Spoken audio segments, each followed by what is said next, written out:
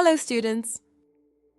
In this lesson, we will examine the main places and settings in Macbeth, where landscapes are not just backdrops, but vital elements that contribute to the narrative. In this lesson, we will discover how the different Scottish backdrops influence the action, characters, and Macbeth's downfall. We'll closely examine the Scottish misty moors, Castle Forres, which is King Duncan's palace, and Macbeth's castle at Inverness. Let's begin. Macbeth takes place in Scotland in the 11th century. During this historical period, Scotland was its own sovereign nation, meaning it ruled independently. Yet, its closeness to England resulted in many conflicts about who had rightful power over the region. Scotland, in the time of Macbeth, is a nation involved in many wars, as presented in the opening of the play, where we hear of battles against Norwegian forces. Therefore, Macbeth mirrors the political instability and conflict happening in Scotland during the 11th century. In Macbeth, Scotland's land mirrors the political upheaval and societal unrest that plagues the nation. The thick forests like Burnham Woods, the dramatic terrain like Dúsanna Hill, and the relentless weather all serve to illustrate the harsh realities of a land where being king is dangerous. While Macbeth's power grows, so too does the land's deterioration into chaos and moral disorder. The disruption of nature's balance within the play's setting mirrors the turmoil in the royal succession brought about by Macbeth. Therefore, the physical aspects of Scotland, such as its unpredictable weather patterns, become a reflection of Macbeth's chaotic reign. Next, we find ourselves amidst the Scottish misty moors, where the three witches summon their harrowing prophecies in the opening of the play, and also later meet Banquo and Macbeth. These moors are an external representation of the uncertain, mist-shrouded pathways the characters of Macbeth navigate.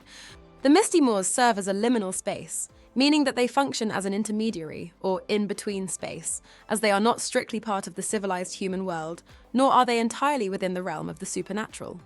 This makes them a pivotal space where Macbeth, a mortal man, encounters the witches, supernatural beings. The eerie and desolate expanse of the misty moors serves as more than merely a physical setting. It represents the ambiguous moral paths Macbeth will tread. On this very moor, the witches toy with human lives, mixing truth with falsehood and prey upon mortal uncertainties. The thick fog that blankets this dreary moorland becomes a metaphor for the blurring of Macbeth's judgment, clouding his ability to distinguish right from wrong and leading him to question the very nature of reality. This desolate moorland is a living, breathing reflection of the moral wilderness that Macbeth soon finds himself lost within, steered off the path by the witches' prophecies and his own unchecked ambition. As we analyse this, it's essential to think about how the moor's bleak landscape contributes to both the mood and themes of the play. Let's turn our gaze to the eerie stones of Macbeth's castle at Inverness, a fortress that undergoes a sinister metamorphosis throughout the play. Initially, the castle is a symbol of Macbeth's nobility and military prowess. However, it quickly becomes the setting of his most horrific crime, the murder of King Duncan, an act that stains its walls with the blood of betrayal.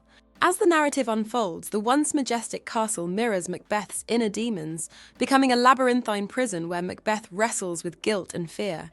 It is no longer a refuge, but a gloomy reflection of Macbeth's isolation and paranoia, its towering walls a metaphor for the psychological barriers he builds in his descent into madness. Ultimately, Inverness transitions from a strong home to an embattled castle, echoing the frailty of Macbeth's kingship. It is important to consider how the castle's transformation, from an emblem of safety to an emblem of betrayal, reflects Macbeth's actions and the change in his character. Set against the backdrop of Scotland's wild landscapes, King Duncan's palace in Forres embodies elegance and majesty, creating a vivid disparity with the other bleak and ominous settings of the play, such as Macbeth's castle in Inverness. More than mere walls and tapestries, this grand palace serves as a physical embodiment of the political hierarchy and centralized power.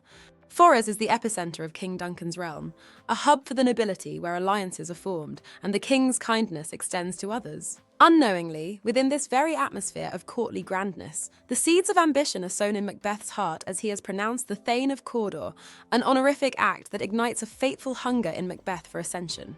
Yet, it is within these very palace walls that Macbeth's dark ambitions take shape, disrupting the existing order and weakening even the most respected authority.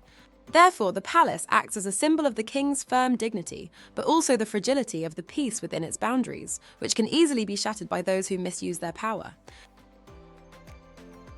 In conclusion, each landscape and structure serves not just as a physical setting, but to shape the plot. In this lesson, we have looked at how the setting of the Scottish misty moors reflects moral uncertainties, how Macbeth's castle at Inverness echoes his psychological deterioration, and finally, how the palace at Forres symbolises the majesty and vulnerability of King Duncan's leadership. Therefore, the setting serves as a window into the themes and character arcs in the play. Well done for today. I look forward to seeing you in our next lesson.